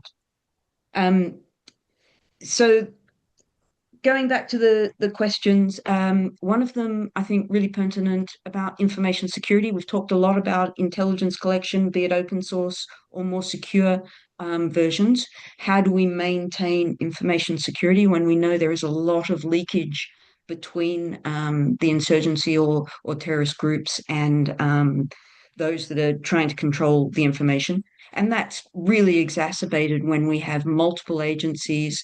We have organizations like, say, the United Nations that don't have secure systems, never mind open government sources and all of those things. So some comments on information security. I think it'd be really interesting to hear about elite forces. So there's been a real call to have some of these specialized forces to do very sharp-end targeted operations in the counterterrorism space. Clearly a need. But there is then also a balance between that and having political systems where we've seen continentally those kind of forces being used very much for private political agendas. So a couple of comments on the balance there. And then I have a question specifically for Professor Rohan, and that's we're seeing huge rise in the use of drones by terrorist organizations. what potential do you see in terms of using them for counter-terrorist operations? And then for Professor Aneka specifically, there was a question about where do you see the trajectory of the region? Is it going in a good direction, a bad direction? Give us some feeling of where you see things evolving. And I really hope that our friend, I think he may have disconnected, but I'd love to see his question come up if he has a moment. So again, Professor Rowan, if I can start with you. I have debriefed the ISIS coordinator for drone operations in Southeast Asia. And based on my debriefing, I learned three things. One is ISIS is using these drones primarily for surveillance.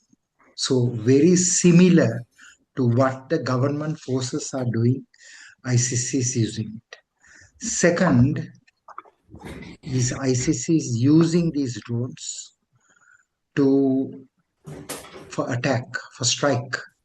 So they have developed the knowledge and the understanding to conduct strikes. And third is ISIS is able to procure parts of these drones and assemble it and use it either for surveillance or for strike. So based on my debriefing of the ISIS drone operator, I came to the conclusion that it is a question of time that every terrorist group in the world will use drones because it is a very efficient system of collecting intelligence and of conducting attacks. Now, so we have to be very smart. That is, we have to develop drone capabilities, and we also have to ensure that we have taken certain measures and precautions to protect ourselves from both enemy drone surveillance and enemy strike using drones. And increasingly, they will use payload and a bigger payload, and they will also be more precise in targeting. So I commend my colleague who asked this question about drone warfare, but it is something that the groups are doing and they will do better. Final point about drones is that we have still failed to identify the drone instructor of ISIS, that drone department. So I want to tell you that ISIS also knows how to protect their trainers, their instructors, and those who come and procure drone spare parts.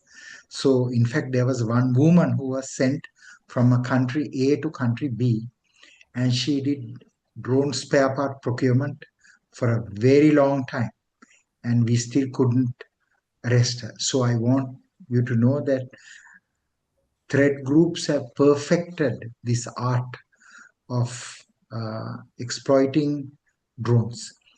The Americans are creating a drone dominance program for 2026. So I believe that most governments will build those capabilities, and the special operations are tasked with it. Other than their combatant commands, there are more specialist commands like the special operations forces will use more drones in the future. Because, for example, if you are fighting, drones are very cheap to use. You don't need a missile. So I think that the era of warfare, the changing nature of warfare, we are going to see more drones used by the groups, including Africa. Let me just take one more question and leave the rest to my colleague. And that is,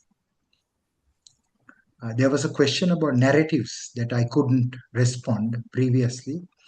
I believe that all of you can build centers to counter the digital space, the digital and the public space, the propaganda. You have to create institutions to build this capability.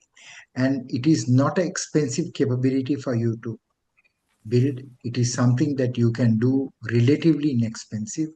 So all this propaganda that has been manufactured by Al-Shabaab and all these other groups you should be able to dismantle them. But you need to recruit smart young people who will work side by side with military and other civilian analysts. But you need people who know the digital space very well to do that. The future warfighting is largely going to be in the digital space. So you need experts trained in the military as well as the civilian sector, but mostly both these two streams working together. I would also say that Africa should create their own digital intelligence services because they can generate a lot of intelligence by training experts in digital intelligence. Thank you very much. Thank you, Professor. Professor Emeke? Yeah, thank you, Natasha. With respect to information security, are you hearing me? Yes. Am I audible? Are you hearing me? Yes, yes. Oh, great. I will leave that to practitioners because there is no one can fit all to information security.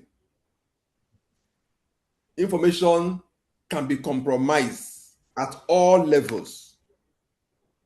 If you consider what Mossad is doing in the Middle East and beyond, you can know the level of compromise. Yet, the intelligence is also analysis is very, very key. Observation, fundamental. I remember a situation whereby somebody, an intelligent director, observed that fertilizers were moving from areas where there was moving to areas where there were no farming activities going on. And he started arresting people. This was in the early years of Boko Haram. He started arresting people, asking questions. He was posted out and eventually retired. For us to realize later, fertilizers were being used to manufacture IEDs. Trained in that area, you just continue building their capacity for that. Now, trajectory in the Lake Chad. Let me say, I'm optimistic that order can still be restored there. Well, even though we talk about resurgence of terrorism in the Chad Basin now, the situation in the past 2-3 years, because the MNJTF significantly restored order, is the situation in the past 2-3 years, and what obtained now is far better than what it was before the MNJTF concept of operation was authorized in 2015. So if they could, from the zero level, move it to level where we are today, before this resurgence are just intermittent, order can still be restored. But one key thing is, it's important to engage military to cripple them, then now bring other elements of state, including community engagement. You can see, with respect to community engagement, part of what even was sustained military intervention was the emergence of civilian joint task force. Community youths who felt that Boko Haram is killing them, the defense and security agencies are also suspecting them, they mobilized themselves to give local intelligence to information to the security agencies, and that helped in pushing Boko Haram away from Maiduguri and the urban centers into the forest areas where they are. So in those areas again, it requires a whole lot of partners. I was in Mongunu. I found out that the communities here are living under siege. That is simple truth. They are both informants to the terrorist groups, at the same time victims. Because if new people, in fact, I was warned that stop going to town, that your presence in the town there, you are being reported. Of course, I was a stranger. So if they do not report to the terrorists that strangers are coming to their midst, they could be recorded. People are positioned in areas to monitor. If a stranger comes, so these are very delicate issues. So I still believe the MNJTF provides a platform to foster unity and integration in those areas. So regional cooperation is being fostered, And I believe with this, some of those suspicion among countries, like now we have a problem, we have a challenge with Niger. Niger one has a problem with the Sahel, in the frontier with Burkina Faso and Mali. It also had new challenge with Lakrawa in the frontier between Benin and Nigeria. And then in the other flank, the eastern flank with the Chad Basin, he has challenge with the frontier between Chad, Cameroon, and Nigeria. And yet, there is allegation from Niger that some major African powers are partnering with France against the government. So the issue of regional confidence building among actors is very key. Hello?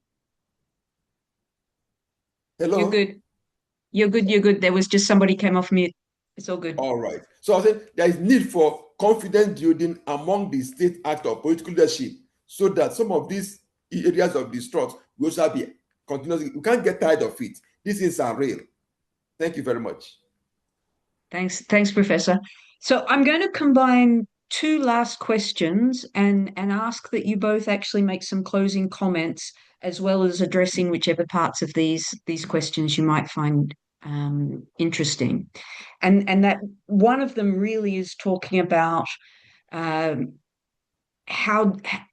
important is it for the continent to start to better address the root causes of the challenges. So let's get away from the reaction and get back to some of the root causes, and particularly the questioner, George, I think it was, talks about doing that within a framework of rule of law.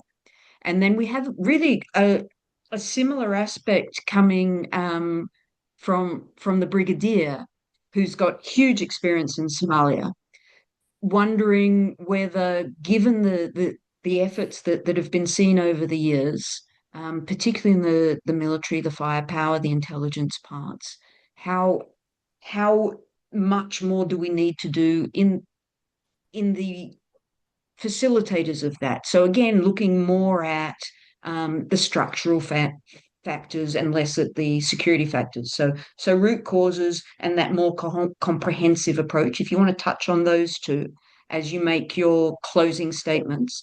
I know that there are more questions, but we're already sort of quite a bit over time, so we're going to have to close up with these closing statements from our two professors. Professor Emeka, this time, can I maybe ask you to go first? With respect to root causes, let me just say that everything about governance, because from observation, I see that sometimes we militarize governance deficits. If we are able to address the governance questions, the gaps that exist in failure to deliver public goods, effective law enforcement, if we fail to do this, we are creating situation whereby people are losing confidence in the state. People are resorting to self-help. And why there is a scourge of corruption, just name it. Let me just put it. Effective governance is key to all these things. Building capacity of state. Who are the terrorists? How many are they at the end of the day? But they've been launching audacious like that and causing huge damage. And the more we are unable to hold them, do you blame a farmer? I want to go and farm. I want to go to fish and get revenue and pay the government the tax. But I'm not safe to go and farm to my farm and come back home. If I do not pay ransom to a terrorist, they will bomb my farm. They will seize my fish. And the state is unable to what? Arrest them and prosecute them and possibly jail them. Then the farmer will have no option but to what? Give his own financial support to listen to the terrorists. So sovereignty, they say, is responsibility. So the African states have to come up to meet up the responsibilities of being a state. Thank you. Thank you. And thank you so much for all of your presentations and your really generous contribution of time and expertise and experience. We really appreciate having had you, Professor. Thank you very much. Professor Owen, if you had any comments on those questions or some closing comments, that would be amazing as well. Thank you. I see Professor Owen maybe is frozen there. I hope he's still with us. Hi, Yes. Okay. We should have a comprehensive approach to manage insurgency and terrorism, especially insurgency. That is when a terrorist campaign expands and has so much of public support. So unless we develop both kinetic and developmental measures, we will never win the fight. We also need something else.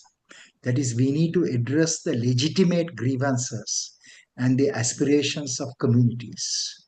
So that is why counterinsurgency and counterterrorism should be fought not only by the military, but military working together with other branches of government. So it should be a whole of government approach, and there must be constant and continuous dialogue with the communities. Because if we don't understand what the people want, then we will lose the fight. But we must also be cautious. That is, sometimes terrorist groups and insurgent groups will manipulate the public. They will use propaganda to shape public opinion against the government. So what is important is to be very close to the public. And our counterterrorism approach should be very human rights centric so that we can sustain the fight. I thank you very much. And again, Professor Rohan, thank you so much for having the vision to bring us all together, for sharing your expertise, for sharing so much of your time. I'm really sorry that we don't have time for more questions. But in closing, I think a couple of things have become very clear. This isn't the last conversation that we will all have. And already, I think there's a commitment here from this group to support the idea of a summit on counterterrorism next year that the Professor Rohan has already proposed. There is clearly an appetite for more training on intelligence. And I think very specifically on the finance, terrorism financing, who, how, and how to block it, making some connections in Somalia with the finance control center, those kinds of issues is very much something that the Institute is here for and ready to facilitate and support academic partners, government partners, and others with. So those things even if we haven't specifically answered your question, we very much see here and are grateful for them.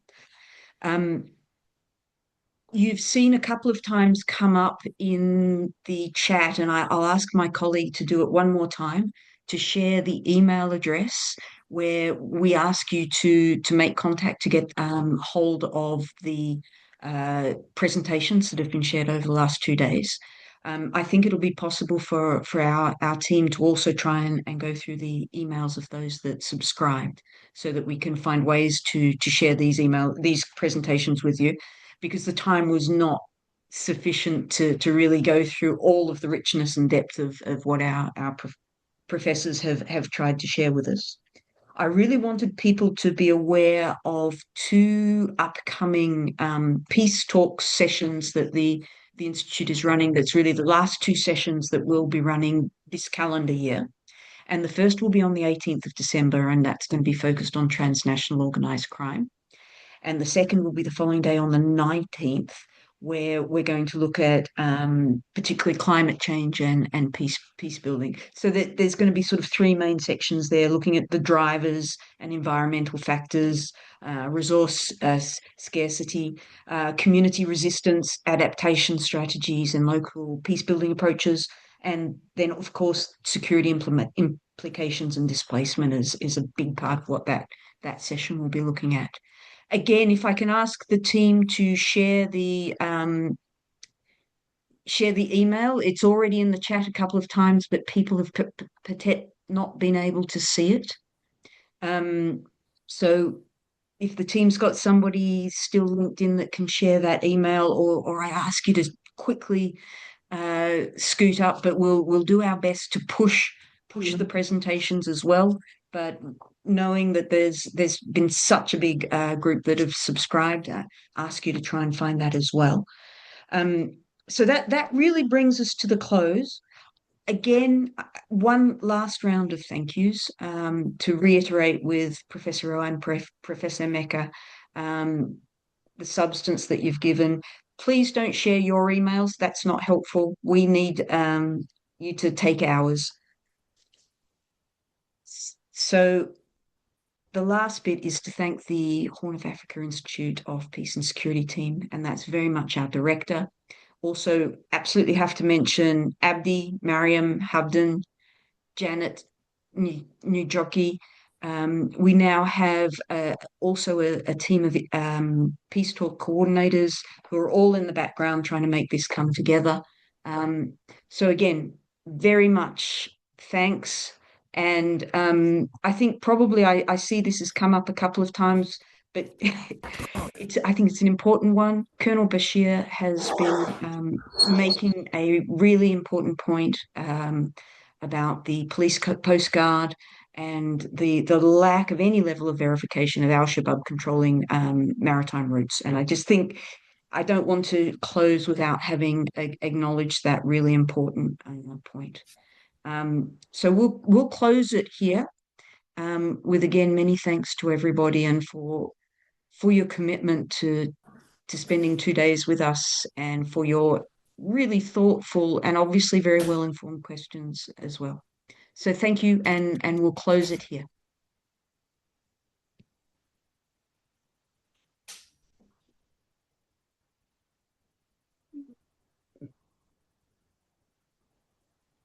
Thank you. Thank you.